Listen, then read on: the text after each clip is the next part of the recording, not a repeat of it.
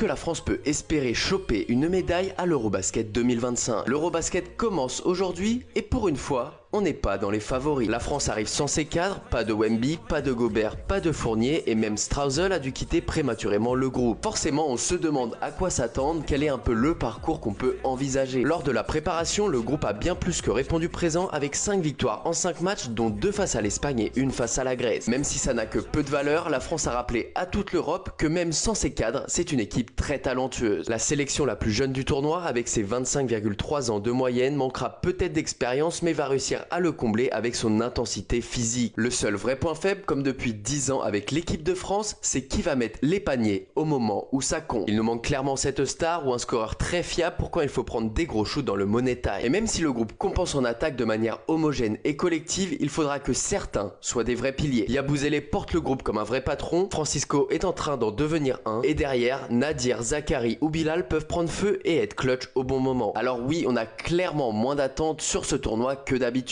Mais vu qu'on est dans un euro très ouvert, on a clairement une chance pour faire un petit quelque chose. Il n'y a qu'un seul véritable favori qui est la Serbie et tout le monde est d'accord sur le sujet. L'heure semble être au sacre européen pour les Serbes et Nikola Jokic. Un tout autre résultat autre que le titre serait une claire désillusion tant cette équipe semble un cran au-dessus des autres. Mais ces autres auront les dents longues comme les Allemands champions du monde en titre et avec un duo Schröder-Wagner très dangereux. Perso, je pense que si on rencontre pas l'Allemagne ou la Serbie avant l'écart, on a clairement notre place en demi. Et derrière, à voir si ça sera pour jouer une petite finale ou une grande finale. 4 matchs de poule à venir avec le premier contre la Belgique. On a un groupe assez facile avec une seule vraie embûche, la Slovénie d'un Doncic isolé. Dis-moi en commentaire quel parcours tu vois pour nos bleus sur cet euro, médaillé ou pas selon toi.